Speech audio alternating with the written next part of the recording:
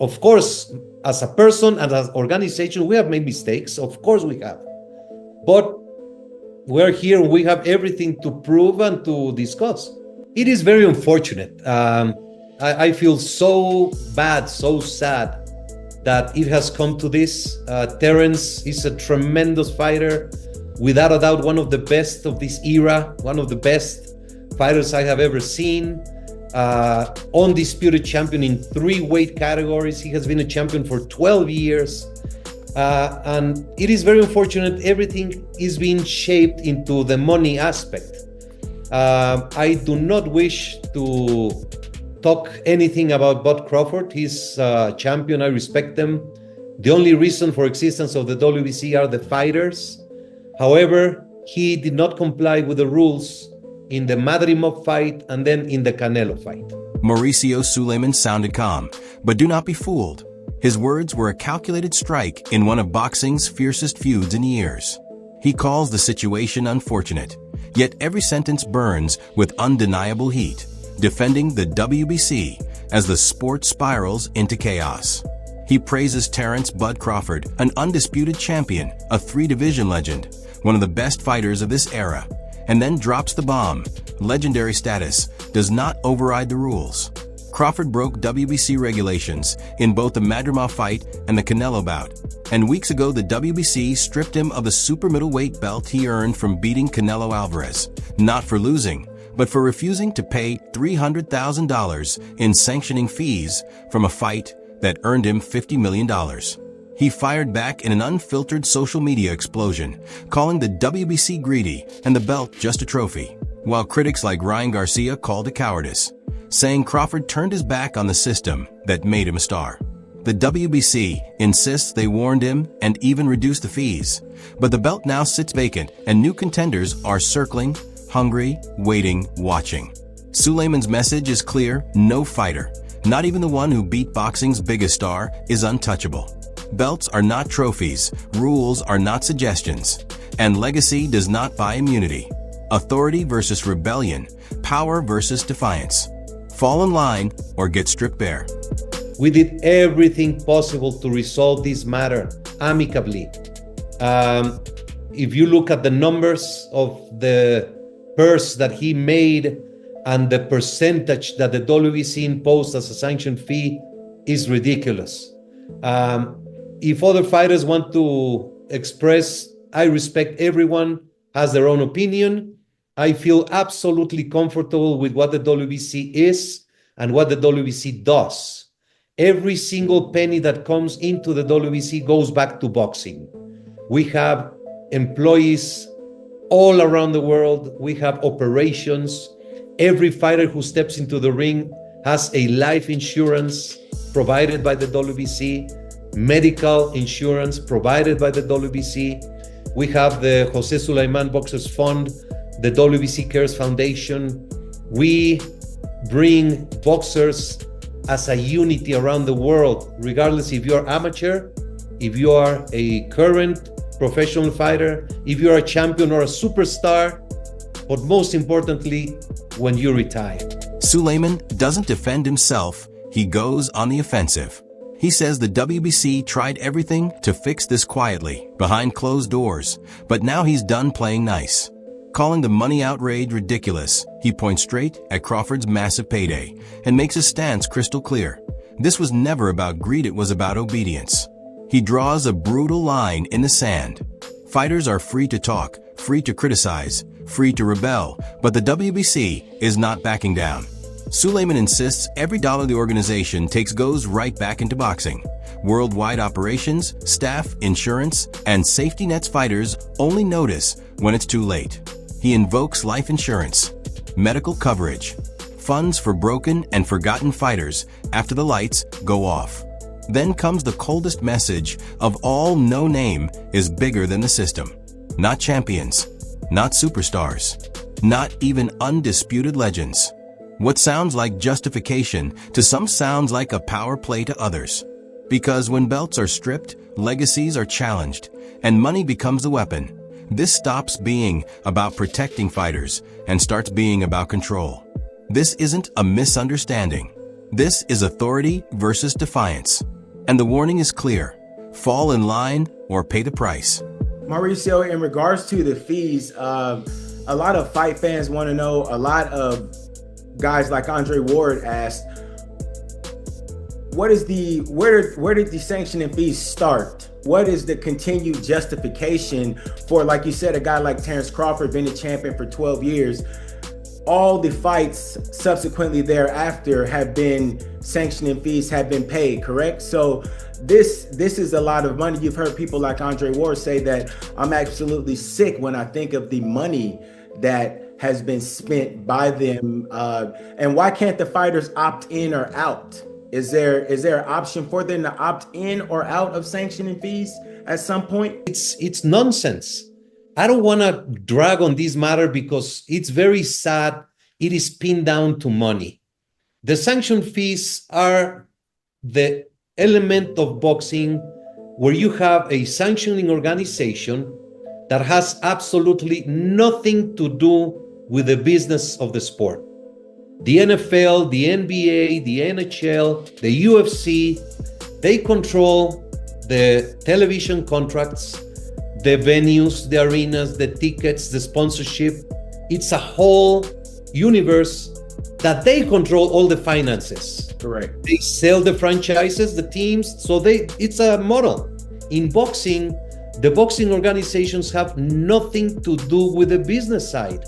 The promoters are the ones who have the TV contracts, the sponsorship, the ticket sales and everything. They pay the fighters, they pay the venue, they pay the transportation, and the organization, in order to be sanctioning a fight for a championship, have a percentage of a fee that goes for the operation of the organization. We have employees, we have offices, we have communications, we have the life insurance, we have the VADA. We pay a huge amount of money every year for anti-doping testing, etc., etc., etc. So to put the matter of the money into a controversy is not fair, it's not correct, but it is very popular. It is very easy to attack and say the money and the money and the money. But I stand absolutely in complete ease. The WBC is a sensational organization that does many great things for the sport every day, all around the world. This is where Suleiman stops explaining and starts asserting dominance. He dismantles the entire argument in one stroke. Boxing sanctioning bodies, he says, do not touch the money. Unlike the NFL, NBA, UFC, or NHL, where leagues control TV deals, venues, sponsorships, and entire financial empires, the WBC controls nothing. No broadcasts, no tickets, no contracts, no fighters' paydays. That power belongs to promoters. The WBC steps in only at one moment when a fight is sanctioned for a championship. And for that, a percentage is charged to keep the system alive. Not for luxury, not for favoritism, for survival. He fires back at the critics who chant money like a weapon. Those fees, he says, fund global operations, full-time staff, offices worldwide, communications, mandatory life insurance, medical coverage, and millions poured into VADA anti-doping testing every single year. The unseen costs, the unglamorous work, the safety nets fighters never notice until everything goes wrong. Suleiman calls the money narrative cheap but powerful, easy to sell, easy to manipulate, easy to turn fans against institutions they don't understand. But he insists it's false, and he refuses to apologize for running an organization that, in his words, holds boxing together. And then comes the coldest truth of all. The WBC isn't here to be liked. It's here to enforce order. Belts are not souvenirs. Rules are not suggestions. And legacy does not buy immunity. This isn't a misunderstanding anymore. This is authority versus rebellion. Fall in line or watch history strip you bare. Another thing that has to be looked at is that there's now competition. There's Zuffa boxing, there's Dana White's new project. TKO, and these guys are coming out and saying that we're not going to recognize any sanctioning bodies at all, that we are going to take a pool of fighters and do our own thing, and in fact looking in turn to change the Muhammad Ali Act. What's your thought about that, considering the fact that on that side there's a lot of political allies that could potentially get this done? How galvanized? What's your plan, basically? Well, basically, the Muhammad Ali Act is the law in the United States. It went through a long process in the 90s to establish it, and it is fully intended to protect the interests of the fighters, to give them absolute disclosure of the economics, which has led to fighters being able to make the money that they deserve to make. They're the ones that go into the ring. So the distribution of the money of an event mostly goes to the fighters, and the promoter is with a 20%, 20-80. That's what they say it is the distribution. The fighter is in an open market. He can contract himself with any promoter, with any network. It's a wide, absolute open market for them. When you look at the UFC model, it is totally contrary. The league gets around 83% or something, they say, and the fighters get 17%. There's many legal issues that have been very public with social media and with real reports that there have been lawsuits and they're still going on. I'm not getting into that. We worry of what we do. We worry of how we do things. Whatever others do, anyone that comes in the sport, we support. We have been supportive of every single promoter, platform, media, boxer. We are anything that is good for boxing, we will support. It will be, if the law is changed, then it's going to affect in the United States how that league is going to operate, and how all the other promoters that have to abide with the Muhammad Ali Act, how they will have to continue operations in a on-level playing field.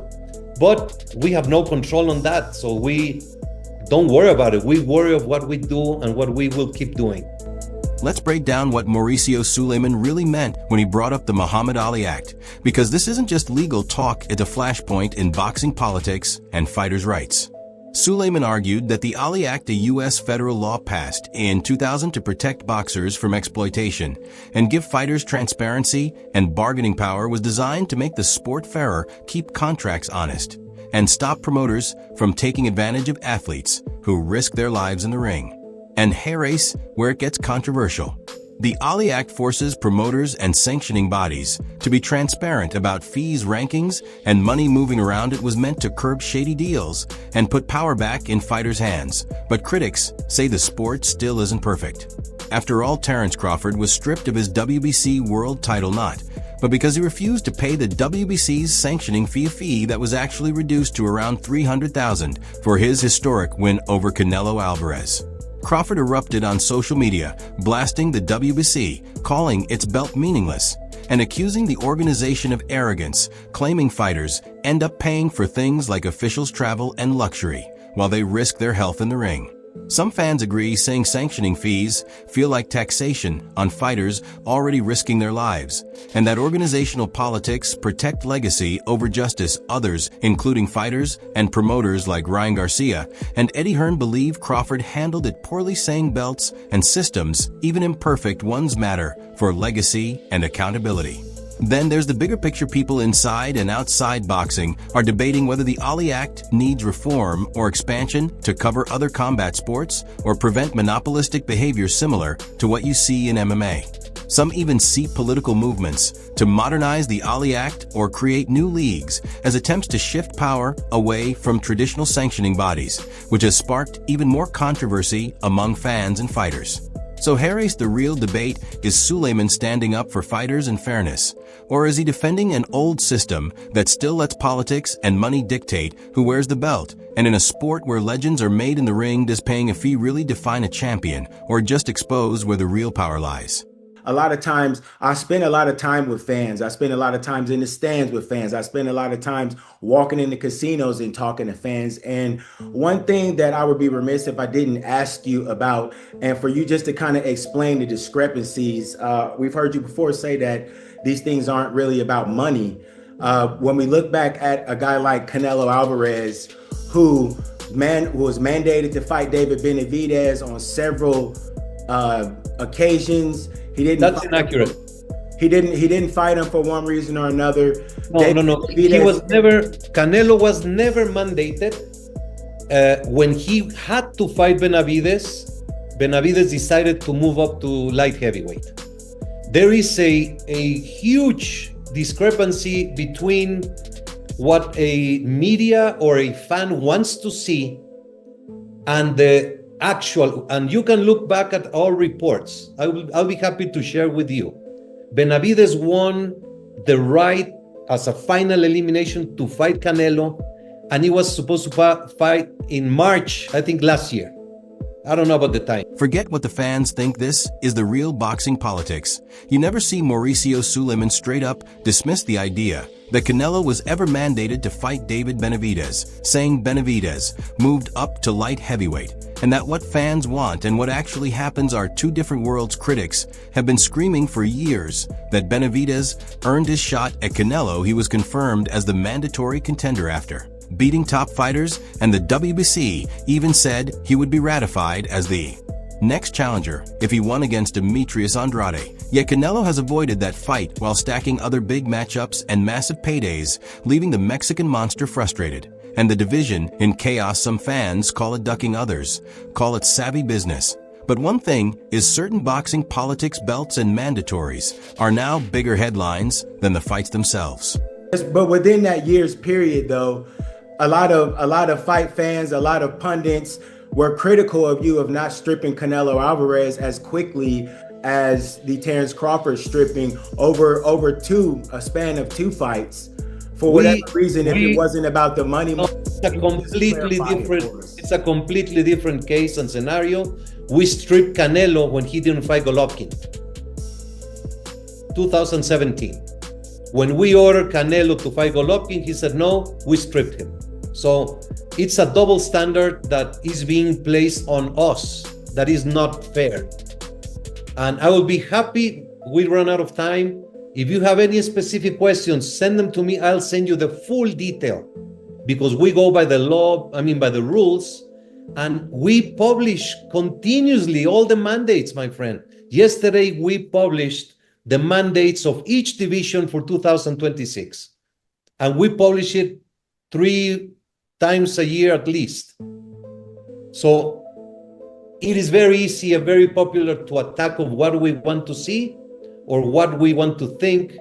But I appreciate you giving me the opportunity to discuss and talk it. And hopefully you will portray this to the fans and give me the fair opportunity to explain any question. I never say no to a question.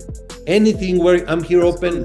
Listen up, boxing fans. This is where the story gets explosive. Mauricio Sulaiman didn't just defend the WBC. He reminded everyone that this game has rules, even if the public doesn't like them. He pointed out that when Canelo Alvarez was ordered to fight Gennady Golovkin back in 2017 and refused, the WBC stripped him of the belt. No questions asked. That decision was controversial. Then fans and even legends like Evander Holyfield blasted Canelo for running instead of trading blows, with Golovkin calling the judges and the outcome all kinds of unfair. But now critics are calling out a double standard. Terence Crawford was just stripped of his WBC super middleweight title, not but because he refused to pay a reduced sanctioning fee after beating Canelo, a fee Suleman says would have mostly gone to help fighters through the boxers fund. The reactions have been wild. Crawford erupted on social media, calling the belt meaningless and accusing the WBC of arrogance, saying, "You are not stepping into the ring." I am Ryan Garcia even called Crawford's stance cowardice, claiming he disrespected the system after cashing in big. So hey, race. The real debate was stripping Canelo in 2017, just enforcement of rules, and stripping Crawford now the same, or is boxing politics, protecting some and punishing others? In a sport where legends are made in the ring, it's not just about who wins fights anymore, it's about who controls the narrative, the money, and And just lastly, Mauricio, what's your response to Nick Khan with the he's been rather critical of you about the way that things kind of went for the Canelo and Crawford fight, things like asking for suites, tickets, just maybe thinking that you were asking for things that were over the top, being in the ring. Can you have any comment on those things, sir? That's so ridiculous. That's so low class. I have not seen his comments, and I don't care to see his comments. The way I was treated by him or his company or his staff is the worst treatment I have ever experienced. But I'm not gonna go down and lower myself to talk about suites and tickets, and that's ridiculous. That's so low. That's the style that they do. They try to bully their way in saying stupid things like that. Yeah, I'm not getting into any ridiculous arguments with Mr. Khan or whoever is trying to say things. That's whatever they want to think, they can think. The facts and the reality speaks by itself. Boxing fans, the heat is on Mauricio Sulaiman, exploded in response to Nick Khan's attacks over the Canelo and Crawford negotiations suites tickets over the top perk. Suleman called it absurd, low class, and insulting. He said he hasn't even seen the comments and doesn't care to the way he was treated by Mr. K and his team, the worst he's ever experienced. And he made it crystal clear he will not stoop to petty arguments or be bullied. Fans erupted online, some shouting praise for his boldness, others slamming the ridiculous politics that plague boxing. Analysts say this is a brutal reminder in boxing ego, power, and control often overshadow what happens in the ring. Sulaiman's warning is loud and clear. The facts speak for themselves, and he will not be intimidated. No excuses, no backing down. The boxing world is watching. Talk to us about the WBC finals, the WBC Grand Prix finals, and just kind of how the tournament came together. It's so sensational. It's been a wonderful experience. It was a dream of my father, Jose Sulaiman, to have a professional boxing World Cup. It was going to happen 2013. Unfortunately, my dad passed away and the concept died. His Excellency Turki Al-Sheikh saw the project, loved the concept and supported it, and it became a reality. It has been a very long journey from preparation, from getting the applications out around the world, to getting 52 countries signed up with 132 fighters. 124 fights already has happened, and we're going to the finals with a great enthusiasm. 8 fighters dreaming to win the Jose Sulaiman Cup, to win the Grand Prix, the huge amount of money, and becoming superstars in the boxing world. Boxing fans everywhere are calling this one of the most emotional moments in the sport's history. Mauricio Sulaiman opened up about bringing his late father's dream to life, the first professional boxing World Cup that had been on the drawing board for years. His father, Don Jose Sulaiman, first envisioned this global tournament decades ago. And now, with support from Turki Al-Sheikh and massive backing from Saudi Arabia's Riyadh season initiative, it finally became reality as the Riyadh season WBC Boxing Grand Prix. This groundbreaking event has drawn 128 fighters from more than 40 countries competing across 4 weight classes with decisive action, open scoring, and no draws. Truly a new chapter in boxing history. Fans online are calling it a turning point, a shining opportunity for young fighters to rise to superstardom, and a tribute to a legend whose vision was almost lost. Critics and supporters alike agree this isn't just another tournament. This is where global boxing reinvents itself, and the world is watching every knockout, every upset, and every dream that could become reality. And you've got some different things going on in this Grand Prix tournament that boxing just hasn't seen, or kind of maybe has got a glimpse of. The open scoring after the 3rd and the 6th. You've got a couple things that are kind of revolutionizing the sport. You want to talk about some of those things, Mauricio?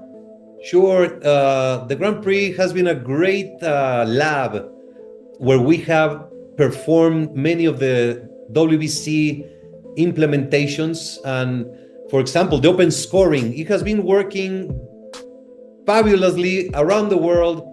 not in the USA and not in the UK.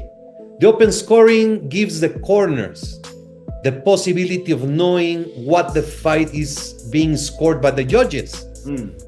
For example, the last fight of Pitbull Cruz and Lamont Roach, in the 8th round, the fight was 75-75 on all three judges. Can you imagine if both fighters knew the fight was even? The last 4 rounds would have been explosive and it would have been in their hands, the decision of how to perform. It has worked great in the Grand Prix. The crowd, it is known to the crowd, it is known to the TV. And because, you know, when you watch a fight on television, you see the score of the unofficial ring scorer, not the judges.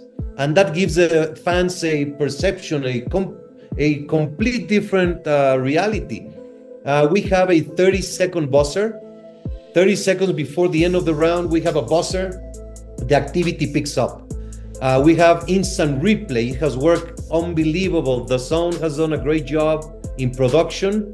We have had 24 reviews, all done during the resting period. We have not had to interrupt the activity or the flow of the fight.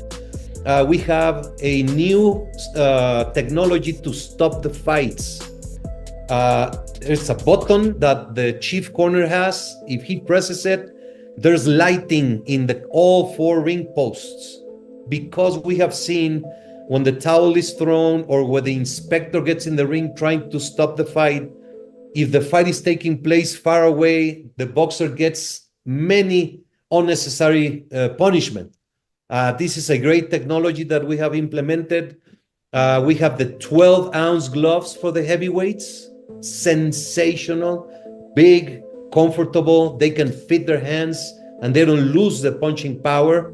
And just all of these implementations have been very, very positive. And we're very enthused about all of this. Boxing fans are calling this one of the boldest shifts in the sport in years, as Mauricio Sulaiman opens up about the WBC Grand Prix and the innovations shaking up boxing. He says open scoring, where fighters and corners know the judges' tallies mid-fight, has worked fabulously, giving corners a real chance to change tactics and making rounds unforgettable for fans. In one Grand Prix, fight scores were tied after 8 rounds, and knowing that made the final rounds explosive, exactly what the crowd and fighters wanted. But not everyone agrees. Critics outside the Grand Prix warn that open scoring can take away some of the suspense if a fighter knows they are far ahead and slows down, and some historians say it can affect judging integrity. The Grand Prix also introduced a 30-second buzzer to ramp up action at the end of rounds and instant replay to review key moments without interrupting the fight flow, something experts say could help reduce controversial decisions and bring boxing closer to the fairness standards seen in other major sports. Fans on social media are divided. Some call these changes the future of boxing, saying higher transparency brings legitimacy and excitement, while others worry that too much technology could take away the raw drama that makes boxing unique. Either way, one thing is clear: the boxing world is watching, and every new rule is sparking heated debate about where the sport is heading. And another thing that I found interesting, Mauricio, was the way that the rounds are scored, the circling of the round in itself, where if a gentleman wins the round convincingly, it's circled and it's marked as a convincing win, which holds more weight than if you just barely scrape by and won a round. Thank you. Expound on that a little bit. This is my favorite of them all, the enhanced scoring program. It is a system in which the judge scores numerically 10-9, but then also he has to score qualitatively, whether the round was close, moderate, decisive, or extreme. And we take 2 different scorings. One is numeric, then the other supervisor goes into the close, moderate, decisive, and extreme, and that gives extra points. If you win the round decisively, then you get more points than close. So whenever there has been a draw in the fight, we go to the enhanced scoring, and all 8 draws have been scored. Boxing fans are talking about one of the boldest scoring changes in the sport in years. Mauricio Sulaiman explains the WBC's enhanced scoring program, where judges don't just give a 10-9 number, they also rate each round as close, moderate, decisive, or extremely decisive, giving fighters extra credit for dominant rounds. This isn't your old school scorecard. This system was tested in the Grand Prix and used to break draws, so the fighter who truly deserved it. Advanced fans online have mixed views. Some Reddit users say scoring needs more fairness and transparency, and they see this as a step forward because it rewards aggression and decisive action and avoids boring tiebreakers. But others worry that adding too many categories could make judging even more subjective, and purists say it might take away the raw simplicity of boxing's traditional 10-point must system. Analysts also note that enhanced scoring helps eliminate draws entirely in the Grand Prix format, giving every fight a clear winner and pushing fighters to go for more decisive action instead of coasting. So here is the real debate. Is this the future of fair scoring, or is it a complicated twist that changes the game too much? Either way, fans are watching closely, and every fight feels more intense because of it. You know, there's some interesting fighters in this tournament. One of the guys whose stories that I've been getting a kick out of is the fella from Argentina in the final, Kevin Ramirez. My guy was a street sweeper in the streets of Buenos Aires. A wonderful story. I mean, a guy that he's a natural cruiserweight, but he's fighting heavyweights and he's holding his own. He's giving up 25, 45, 60 pounds and moving on and really crushing these guys. Talk to us about him. Naturally, we know the Grand Prix doesn't have a heavyweight division, but what is it about him that makes him special that you've seen so far? His will to win, his will to take his mother out of living in poverty and buying her a house. He has defeated 4 big heavyweights with heart, with passion, with determination, being pushed around the ring and still coming back and landing the punches. I'm so proud of Kevin. What a success story. There's a South African kid who didn't make it to the finals. The last fight before entering the Grand Prix, he was paid $50 in South Africa. After winning 3 fights, and then lost the 4th one, he now has 2 houses and a gym in South Africa. Wow. I mean, these stories just are one over the other, are humbling and make us so proud of doing the Grand Prix and just changing the lives of many fighters around the world. Boxing fans, this is the real heart of the sport. Mauricio Sulaiman just laid out how the World Boxing Council's Grand Prix and scoring innovations are changing the game. He explained the enhanced scoring program, where judges assess rounds not just by numbers, but by how decisive they are. And that system has already prevented draws and crowned rightful winners in the Grand Prix. This tournament also brought open scoring, instant replay, and a buzzer to boost action. Changes fans online say make every fight more intense and fair. Some boxing purists admit they were skeptical, but many fans on Reddit are calling it a breath of fresh air that pushes fighters to go all out instead of coasting. At the same time, the heated feud between Suleman and Terence Crawford over unpaid sanctioning fees shows how deep boxing politics run, with Crawford blasting the WBC as greedy and unfair after he lost his title despite beating Canelo Alvarez. Critics like promoter Eddie Hearn argue fighters must respect the rules even if they don't agree with them. Whether you love these changes or think the politics are messy, one thing is clear: boxing is evolving, and the world is watching every twist and turn. The fights, the controversies, the champions, it all happens here. Subscribe to Fighters Arena Pro, hit the bell, and be part of the ultimate boxing experience. Your ringside seat is waiting.